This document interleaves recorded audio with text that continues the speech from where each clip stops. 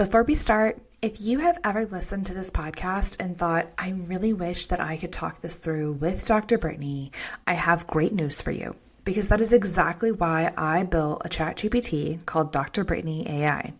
It is fully trained on my methodology and it helps you think through real situations, real time. So think work, marriage, parenting. It is basically like having me in your pocket. Link is in the show notes. Now, okay, let's get into today's episode. All right. Hello. Welcome back to today's episode, guys. I'm so excited. Speaking of, I have the most incredible guest with us today. And let me just tell you, if you are someone who I'm going to say enjoys behavioral change, if you enjoy bringing more autonomy into your life and shifting patterns, more deeply understanding yourself, today's episode is for you. And honestly, I have no promises on how today is going to go because this guest, okay, her name is Rachael. She's incredible. I'm going to read you her bio here in a minute, but we were literally just talking about Harry Potter and traveling and long weekends. We're going to do our best to stay to the script today. But Rachael, I feel like I have known you for so long, and every single time we have a conversation, it is such a delight. First and foremost, welcome to the show. Oh, Brittany, it is wonderful to be here. Thank you so much. I am beaming from ear to ear, and the feeling is mutual. I have thoroughly enjoyed all of our conversations so far, so I'm excited to be able to do this and to share this with your listeners too. Yes. It's going to be such a good conversation, guys. So Rachael is an executive leadership coach and founder of Elevar. Did I pronounce that right? Did beautifully, yes. Okay. She works with CEOs, founders, and senior leaders who want to lead with calm, clarity, and alignment to what matters most, even in the most demanding moments, AKA she is our people, okay? She is our people.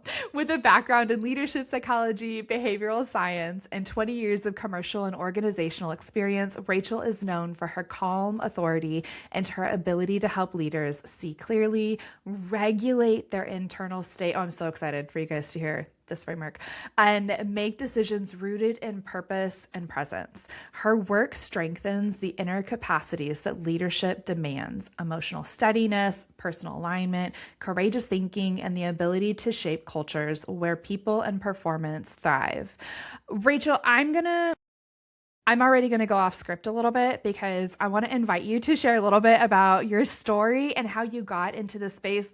I know about you, but can you share a little bit with the listeners, a little bit about why this is personal, how you got, just tell us all the things. I'm so excited. Oh, of course. So yes, I've always been fascinated with people and what makes us tick. I think from a really young age, I grew up working in my mum's hair and beauty salon from the age of 12 to 22. And at 14, I was fed up of sweeping the floors and making teas and coffees for everyone. I said, Mum, you've got to train me in another job, please. So she trained me on reception, and it was a really busy salon. We'd have over 300 clients a week. At the time, it was pre-internet, so 2 telephone lines that would be coming in, and that I would be sitting on reception, and I would be very quickly having to assess the clients that were coming through the door, their emotional state, where they were at, and then also navigating and orchestrating, I think is probably a better word, everything that was going on around me in the salon. So making sure that everyone was happy, being looked after, and everything was flowing. I was kind of like that central point of contact to make sure everything was happening from that reception desk. And I've just always had that love of people and that curious questioning, really, I suppose. What is it that makes people successful, happy and fulfilled? What is it that drives certain behavior? I always remember at school kind of observing people who might be unkind or bullying, and always questioning this curiosity about, well, what is that? What is driving that? What's behind that behavior? So I've always had that natural curiosity, and I think one of the things from working in the salon point of view was that I used to love seeing the transformation in people as well. So the fact that somebody could come in feeling a bit stressed, they could have a lovely head massage and shampoo and have, a restyle and then be like, feel like a completely different person. And look, you could just physically see them as a different person, not just in their hair, but just in their whole demeanor, kind of walking out that door from when they walked in.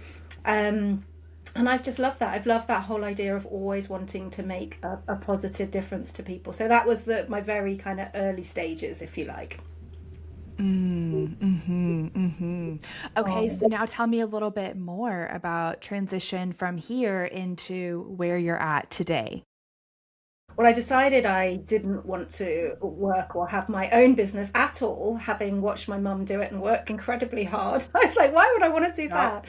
So after university, I went into the corporate world, and and I climbed the ladder fairly quickly into some very sort of senior sales and marketing roles in some big blue chip organizations. Um, I thought it was everything that I wanted. I really, really did. And I'd learnt a lot about positive psychology during that time because I just had that healthy obsession, as I was describing from a young age, about it.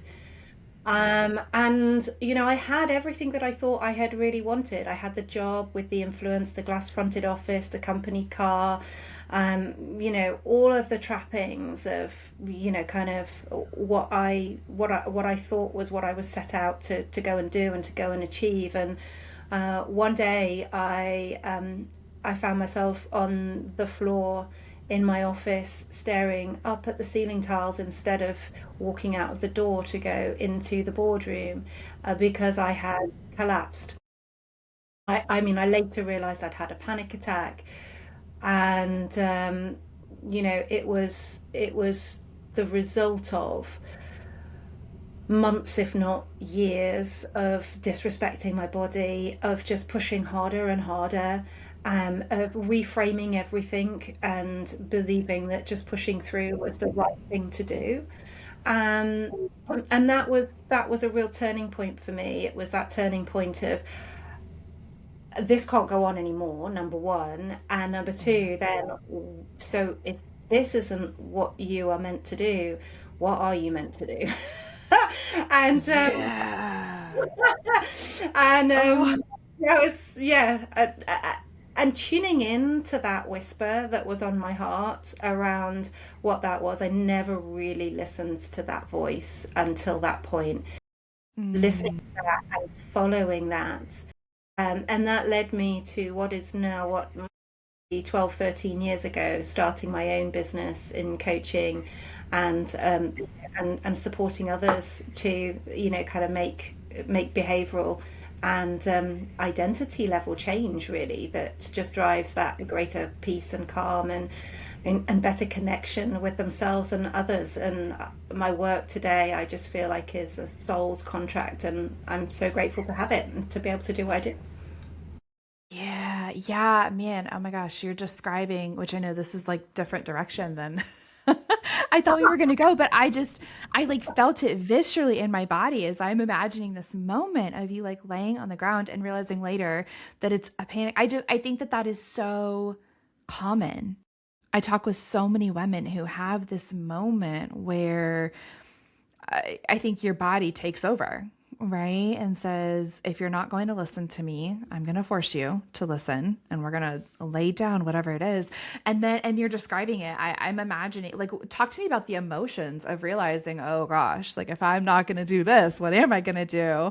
Because I can imagine there was some potential fear there. Oh, hugely so. I mean, in the immediate aftermath, sort of getting myself up off the floor and deciding that that could no longer be, that involved conversations with the directors and the CEO of the organization, and of deciding that the best thing to do would be to restructure the team, and for me to become part of the team that I had been managing, and for us to get some external resource that could properly support the team in the leadership role that I had been in. I am going to scooch in here just for a quick second. If you are a woman who is already doing the work, but you know that there is another level of peace, clarity, revenue that you haven't accessed yet, this is for you. Most high performing women do not have a capability or a skill set problem. They are simply focusing their energy in the wrong place at the wrong time. The capacity index quiz shows you the one lever that will create immediate traction with where you are at today. In just 2 minutes, you will know exactly where to focus so that you can move faster, lead cleaner, and stop wasting energy. Take the quiz. Link is in the show notes. And along with that, you asked about the emotions. What came with that was a tremendous amount of guilt, of feeling like I had let people down who had given me this wonderful opportunity to do the role that I had always felt like I wanted to do. And also a great deal of shame. And just to kind of paint the picture on that, I mentioned I had a glass-fronted office, which was what many of the senior leaders did in that particular organization, but the rest of the office was open plan. And one of the things that I had to do over the weeks that kind of followed was to move out of that glass-fronted office back into the open plan environment. And whilst no one was blaming me, and whilst my director and the CEO were exceptionally supportive of what I was doing and grateful for what I had done, no one else in the organisation knew those conversations had necessarily gone off. And what they could see was me moving from being a senior leader and in that glass-fronted office to moving back out into the open plan space. So a tremendous amount of guilt and shame, and and a lot of just needing to come back to myself really during that time. Yeah. Wow. And this is so much more personal, right, than where I thought we were going. So I want you to know you're always allowed to be like, no, thank you.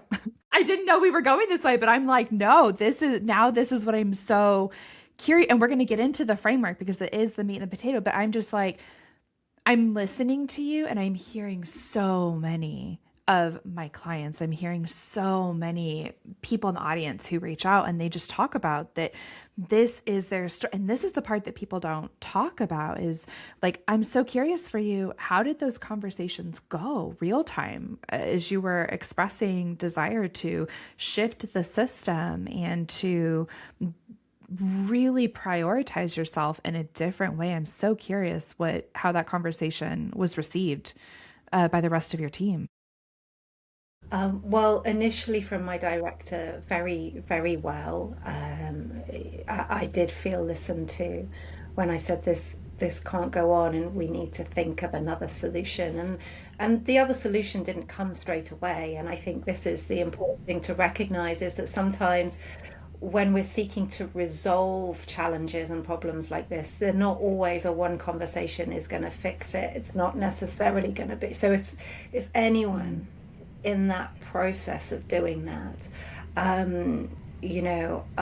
trust that taking those steps and, just being in that process of finding greater resolution for these challenges, I think can be useful.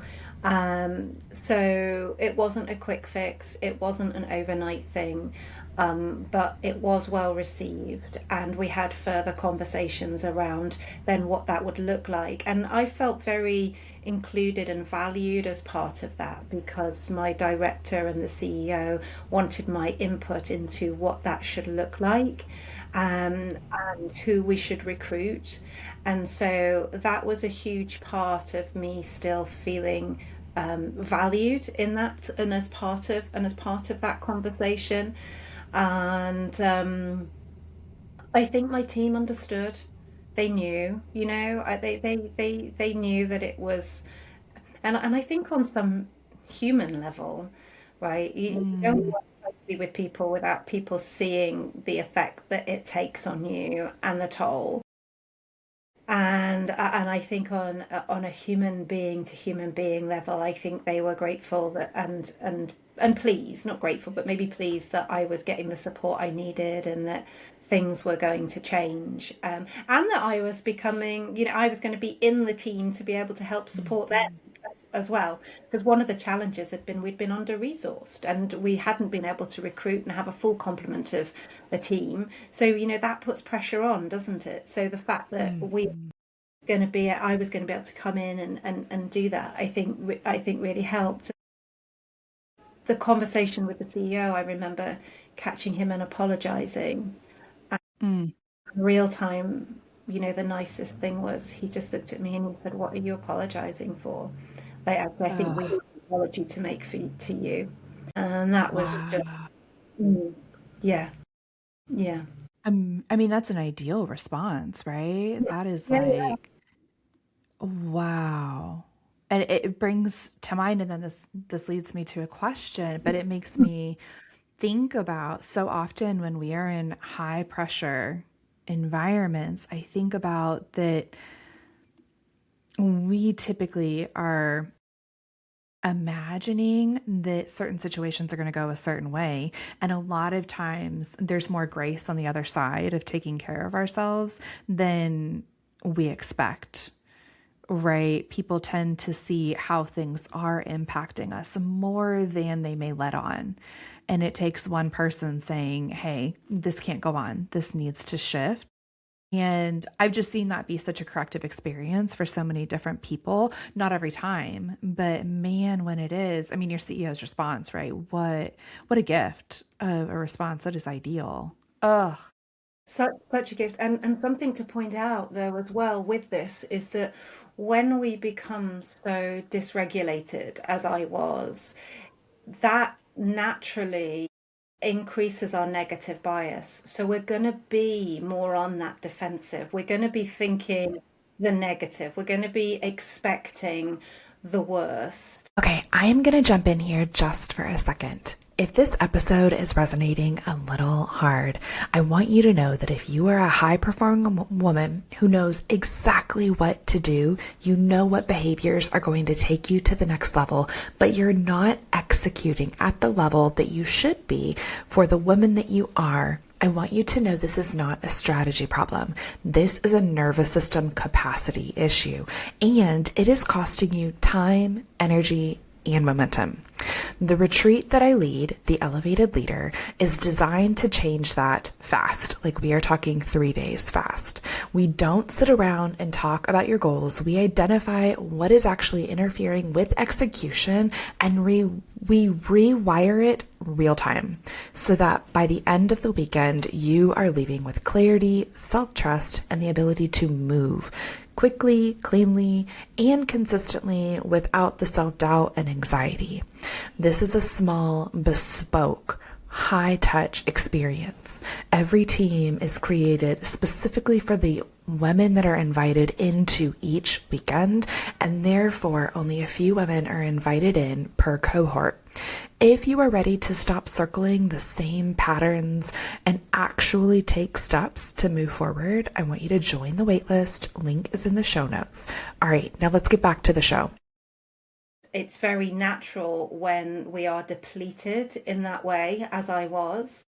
So that's one thing, and the other that you reminded me of when you were just speaking then was that how others see us, but it Mm-hmm. but it took me speaking for myself to really bring about the change.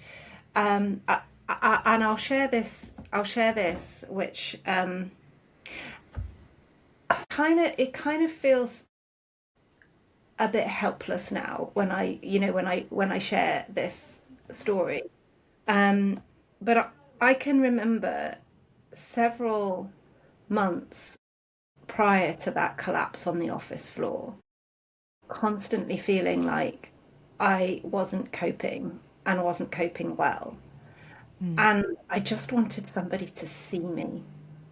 And I remember getting ready for work one morning and this I'm almost like this is slightly embarrassing to share, but Mm. I think it just it may resonate. I I put dark eyeshadow underneath where you'd get dark eyes. I purposely left makeup off and dabbed dark eyeshadow under my eyes because I wanted to go into work and I wanted someone to notice that I wasn't okay. Oh, wow. And no one did. Yeah. No Yeah. one said, Wow. no one said anything. No one said, "Are you okay?" No one. Maybe I should put more makeup on now. Oh, Yeah. So, but no one said anything, and no one knew I'd collapsed on the floor either. wow.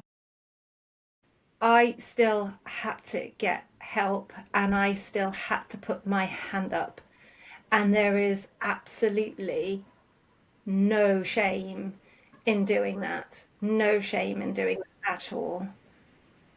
Because the Hmm. alternative is is just it's never going to lead you to a great, it's going to lead to burnout, it's going to lead to departure, it's going to lead to Yes. physical and mental health issues, it's going to lead to potentially either substance abuse or addictions in some sort of way, just to Yes. try and cope with all of these things. So it is absolutely okay to go, Hmm. please, can somebody help me? Yeah. Yes. I feel like there's no harder moment when we're on that side of the journey, right? Of the real deep recognition of no one is coming to save me. Like I am the one who is going to come and save me. I just felt like a pit. Oh my gosh, listening to that. And I'm just like, how many of us have been in, I feel like everyone has something like that, right? Where you're just in this moment of, ugh, someone see me. And it makes me think of, um, so you said something while we were chatting in our first conversation of how, high performers in particular are really susceptible to mental health issues. And oh my gosh, it is something I believe I have seen in the research, right? That is my niche. And also it made me giggle listening to I was just imagining someone in the audience listening or a client listening, and they'd be like, no, I'm not.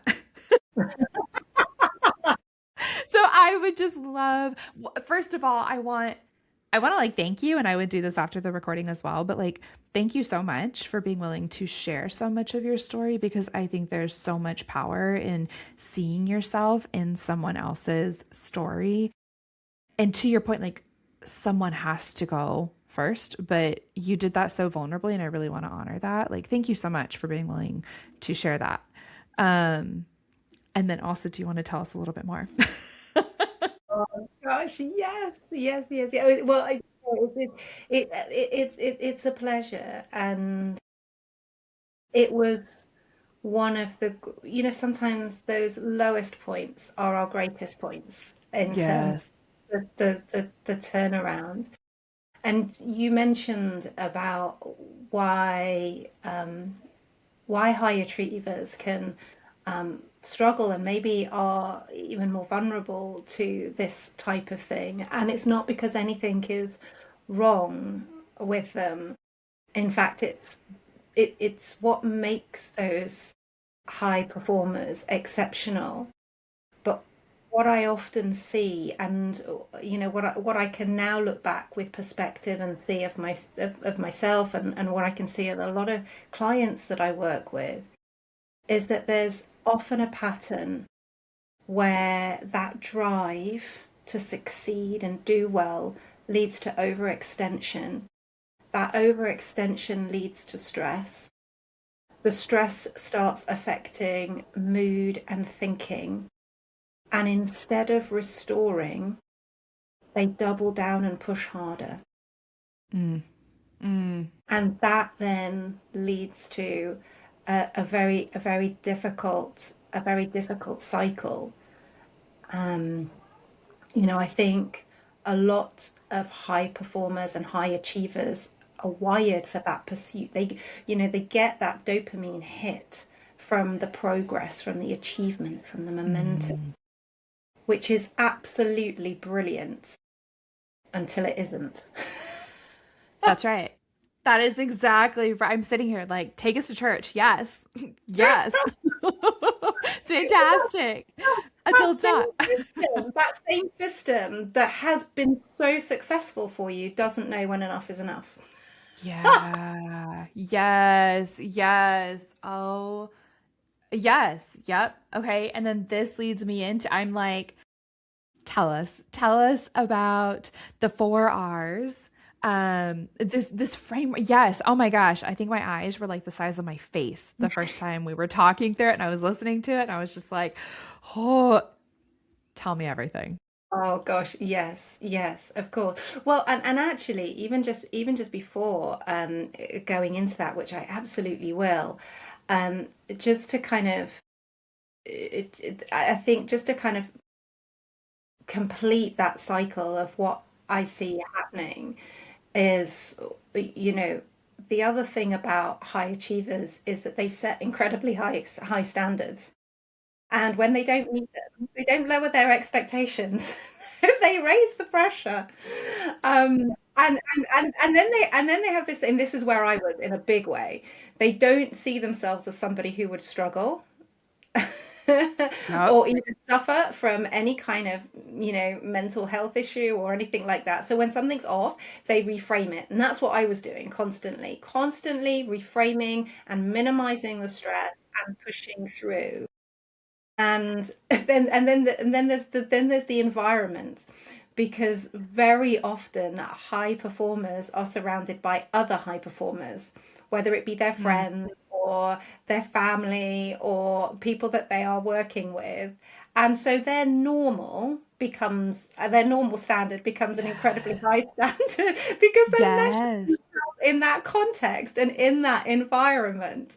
So you've got someone who is driven and capable and high functioning in an environment that reinforces more is better and faster is better, and they don't believe the rules apply to them.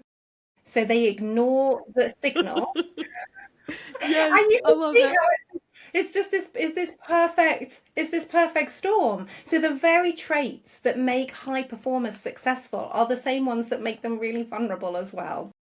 Yeah, and you said something a minute ago. Can you give us a few examples that you're used to hearing with your clients of the reframes that show up? I love that you're talking. Oh my gosh, I'm like, I hope y'all have your journals out and you're like taking notes as you're listening because we're getting a master class right now. I love it. What are some of the reframes that you're used to hearing from your clients? It's spot on.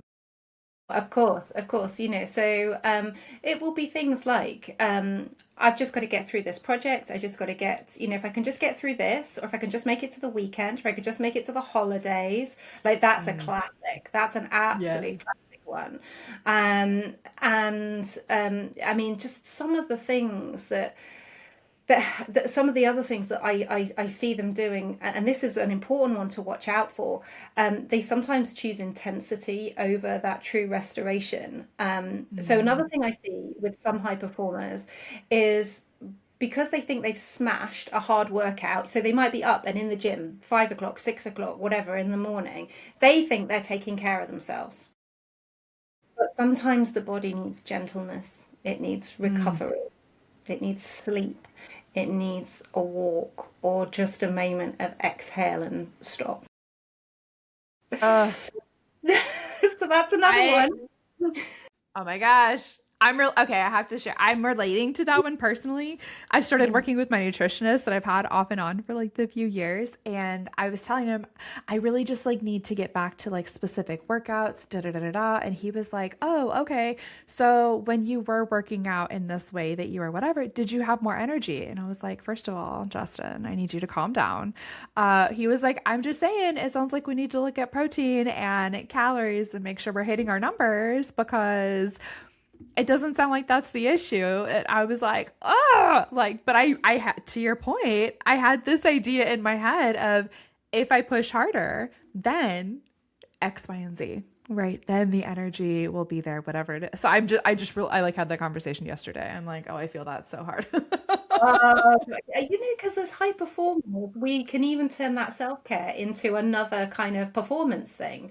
And this is one to watch out for sure. And I've fallen into this trap, which is, these are my habits, these are my routines, these are my rituals, and I've even had like lists on my bathroom mirror of these things that I'm going to do each day. And then when I haven't done them, oh, surprise, surprise, I felt really bad and I felt guilty and I Yeah. felt rubbish about myself. Well, oh gosh, I've learnt a much, much, much better way than that since then. And I'll share. This is not my thinking. This comes from someone called Brian Johnson, who I think's fantastic. Check him out. Do follow him. He talks about us having base and elite level targets. So, and the reason he talks about having base and elite level targets is so that we can be flexible depending on the demands that there is within our, daily lives. We can be flexible with those targets so that we can keep moving forward, even in the toughest of environments or set of circumstances. And if I may, I will just explain what I mean by this.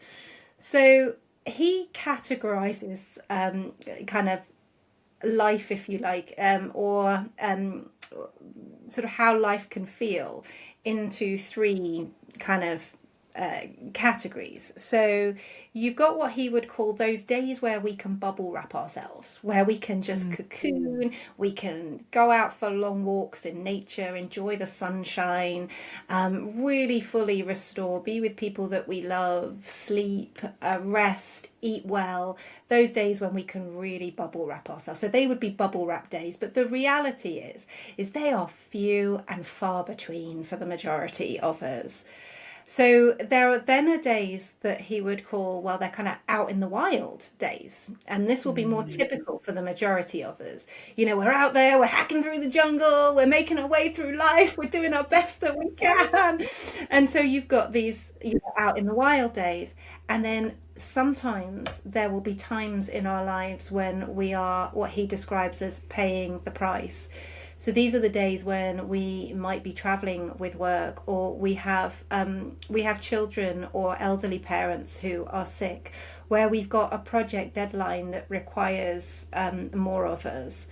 And so the reason he has base and elite level targets is so that depending on what kind of day, week, month, you're experiencing, bubble wrap, out in the wild, or paying the price, you can adjust those targets. And the idea behind this, and this is hard for high achievers as well, so I must stress this, your base level targets are meant to be so freaking easy that you can do them when you're paying the price.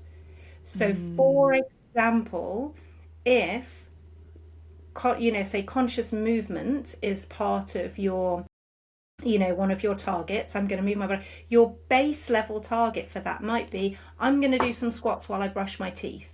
Do I think I could do some squats while I brush my teeth even when I'm paying the price? Could I just do that for 2 or 3 minutes while I'm brushing my teeth without I can do that? Yeah, I can do that.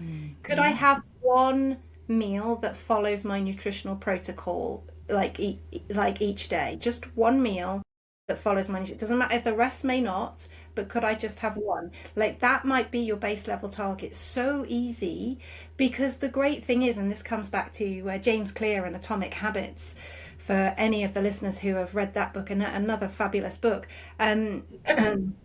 but this whole idea that even little tiny 1% increments in the right direction, just like hitting a golf ball, we just change the angle of that ever so slightly, the trajectory and where it ends up can be very, very different. So even though it might feel like, oh, I'm only doing squats while I'm brushing my teeth and that's all I've done today, you're still doing a vote in the right direction for the person who you most want to be.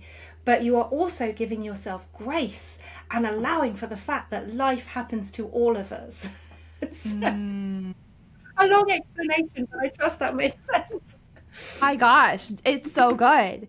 Yeah, I love the golf metaphor to describe the one person, because I am just imagining being in the seat of someone in the audience who's listening and they hear 1% and we all kind of like what do you mean? Like that it needs to be easy, but you're spot on, right? And that bringing this target into something that is so, oh gosh, say that part again. It should be so easy that you can do it. Say that part again. Yeah, so the base level target wants to be so incredibly easy that you can do it even on those days where where it is like you're paying the price. So you've got the Mm, key deadline, you've got ill people that you're looking after. All of that is piling on. Your base level target should be so easy that it's simple to integrate those mm. things within that kind of environment. So and high achievers struggle with that because they'll go, Yeah. oh well, that means I'm going to go out for a 30-minute walk, and I'm like, is that Yes. realistic? Yes. 2 minutes daylight outside, okay, Yes. we can have that as a target. I Yeah. often end up challenging those base level targets for that. Yeah, of course we all want to be Yeah. going to the gym like 3-4 times a week or whatever it is that we want. What but being realistic, Yes. and allowing things to integrate into life. And I know we've kind of slightly gone off at a tangent here, but I think this is really important that we are kind to ourselves and we give ourselves grace and we recognize that it's that they shouldn't be punishing expectations or targets that we set for ourselves, but things that genuinely restore us and that keep us on track.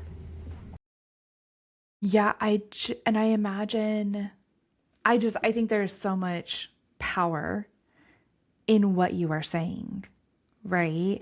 In my lens on this would be if you're coming in with a target that is too high or a goal that is too high, you're setting yourself up for failure. You are almost recreating the exact wiring that got you into this space in the first place. And so you're not actually working with that nervous system, to your point, allowing that integration to really truly come in, take place, allow someone to settle. I can also imagine that for you in your work is probably half the battle, is getting someone to say, okay, you said 2 minutes of sunlight. I'm like, I can imagine people are like, excuse me, I can do an hour and a half. Like, Exactly that. And I encourage people to be a scientist of themselves with all of this because what works for one of us will not work for another. And and all of our lives are different.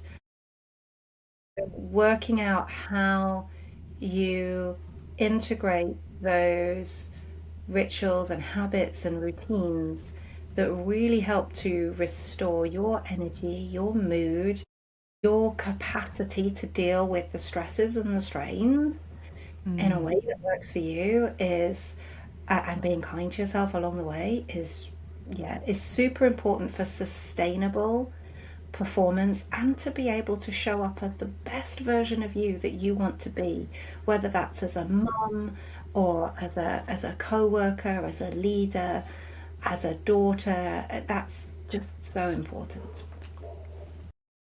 okay, me paint me a picture here, right? If someone's is listening and they're saying, okay, I'm going to adjust my target here. I'm going to make it doable, because I think especially this year, I don't know, there's something about this year. There's something, I don't know what's going on, but like we're all just sort of in it, right? The energy, we are moving. We are, for better and for worse. We're like, pew, we're going forward. And so if we are adjusting targets to be realistic, can you, I would love for you to paint a picture of what this looks like a year from now, a few years. Like, what can someone imagine? Because I will tell you where my mind goes to is I imagine a listener is saying, I don't want to be soft.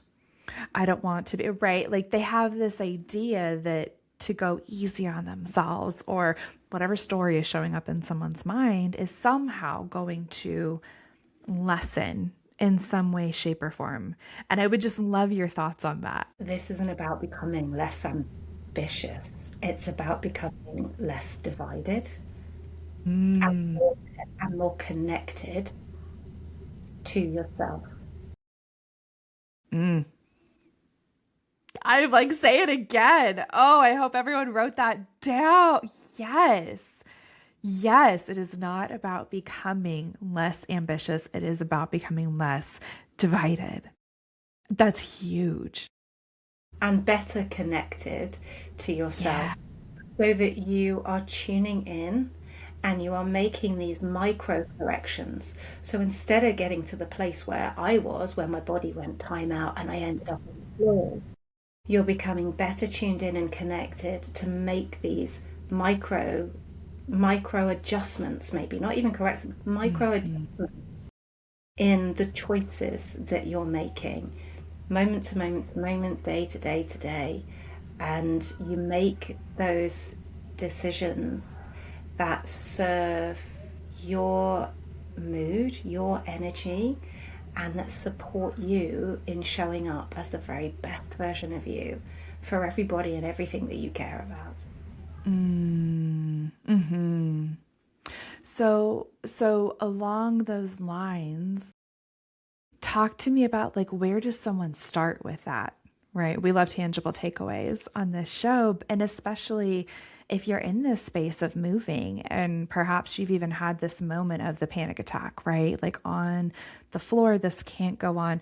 Where does someone start when they are starting to come home to themselves and choose themselves and make these micro adjustments? Do you have an exercise or a tip that someone can engage in to start in? Because that can feel really overwhelming. So, something that I come back to again and again and again, and it's been so helpful for me and hundreds of people that I have now worked with, and that is recognizing that how we feel is a really useful signal.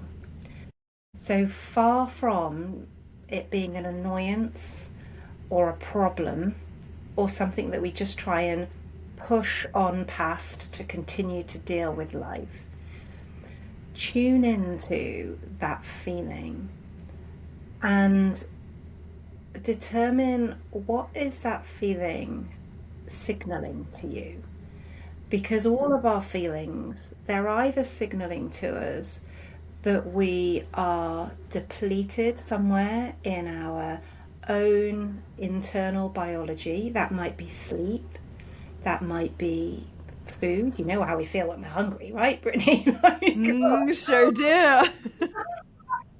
so could be low in sleep. It could be that we've not eaten or we've not eaten well. It could be that we've not had daylight, or nature is a huge one. I think we forget that we are animals of this earth. We're creatures of this earth, and that being out in nature is such a restorative thing. And I think that can be easy to forget. So daylight, nature, movement, and also just like that, being with people who we love and care about, and who just make, not necessarily because they are telling you great things about yourself, but people who you can trust, people who you can have got your back, and that you can have good conversations with. It's funny, isn't it? We're in such a connected world today, and yet in many senses we're less connected than we ever have been. So just coming back to some of those very simple things, how much of how am I feeling is to do with that, and essentially what I can control within me. And the other part of that feeling is how much of this might be to do with the outside world. Something or someone is triggering me emotionally. So maybe it is it's challenging my sense of certainty or clarity, or I'm feeling unfairly treated, or like I don't have the autonomy to make the decisions or do what I want to do, or I'm not included, or I don't feel like I'm valued or that I belong. When any of these things get challenged for us, it's very natural for us as human beings to respond in a threatened way to those, and that will cause biological stress for us within our bodies unless we resolve those things. We were talking about this earlier, for me with the work, that resolution didn't come straight away. It took several conversations and many months actually for that to fully play out and be in place.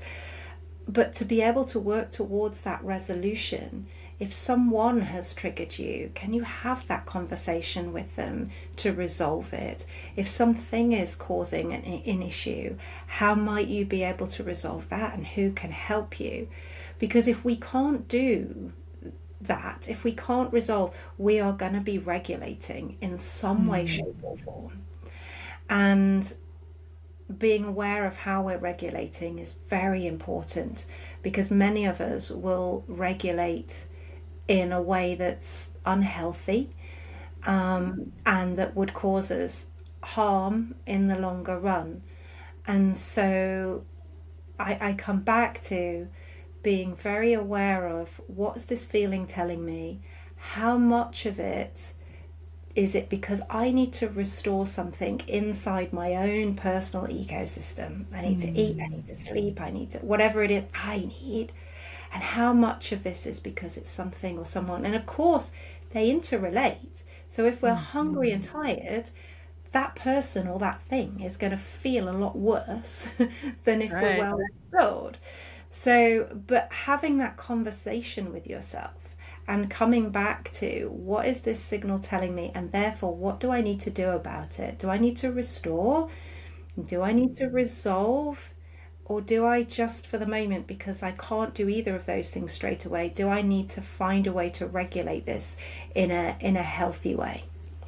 Oh my gosh, you wrapped that up with such a bow and in such a beautiful way. Like, thank you, truly, right? It is the emotion comes in, we make sense of it based on the ecosystem we exist in and the one that we house internally, and we adjust accordingly. I think there's so much profound wisdom in that and autonomy that we can gain if, really to bring it all in is to learn how to listen and where to adjust. That is huge, incredibly profound. Yes. Absolutely, absolutely. These feelings aren't flaws, they're signals. Yeah. And I think a lot of problems are emotional dysregulation problem. We think it's the workload. We think it's it's the issue outside of us, and it may be to an extent, but how much do we need to restore? And a huge lesson, huge life lesson for me has been that restoration is not the reward for the hard work, but it is a prerequisite to be able to show up and perform at my best. Ooh, say that again. Ooh. I'll do my best. I liked it. I should have been writing that down. What did I say? So, and so whether this will come out in exactly the same way, but it's just that this has been one of my biggest life lessons, that restoration and restoring, looking after myself, is not the reward for doing the hard work. It's not the thing that comes after the hard work or the achievement or that goal, but actually it's a fundamental prerequisite to me being able to achieve that goal with clarity, with purpose, in a way that's with ease and creativity and just, yeah. So it's a fundamental input, if you like, to be able to perform at my best. It's not something that is, I said it much better the first time. I disagree with you. I don't know. I thought both times I was just like, it's spot on. Abs and like what would shift if we could truly internalize that understanding? I just thank you. Like, thank you from the bottom of my heart. I'm also like, we have to do this again. We have so many more things to talk about. I, I love it. I love it. Oh my gosh. Rachel, I cannot thank you from like the bottom of my heart for coming and sharing so openly, but there's just so much wisdom in your story and in the frameworks and the way that you are evoking change, right? Can you tell us a little bit about like if someone is listening and they're like, "Oh, I want more." Where can we find you? Where should people go and connect with you to connect with you and your work? Tell us a little bit more. Well, I would love that. Connection is huge to me. So if this has resonated, I would love for listeners just to get in touch and to let me know. The best place to do that is either on LinkedIn or even better at my website, which is elevar.co.uk. That's ELLEVAR. And within that, there's also some free resources and downloads which people may find useful and helpful to have a look at. Yeah, I would love to. I'd love to welcome anybody that wants to come along to the website and have a look there. Yes, absolutely. We will definitely have that linked in the show notes.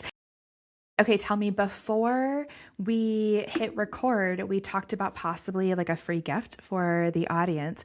I know you had a few, you had options, and I feel like you wanted to feel through the conversation. I'm so curious about thoughts on that now. And if you Yeah. have anything you would like to share, yes. Absolutely. I think given our conversation, I have a resource. It's called Pause, and it's 5 very powerful questions and space that just brings you back to yourself and what's most important.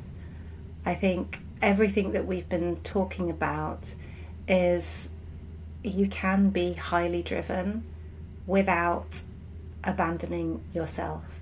And that resource really brings you back to you. Mm, mm. I love it. So for our listeners, we will have everything linked in the show notes. Rachel, I want to thank you again, just from the bottom of my heart, from like your story, the resources, your insight, the wisdom. I'm so excited to get this published. This has been such an incredible conversation. I thoroughly enjoy you. Thank you so much for your time and your energy and your space. And y'all, that is all we have for this episode, and we will see you on the next one.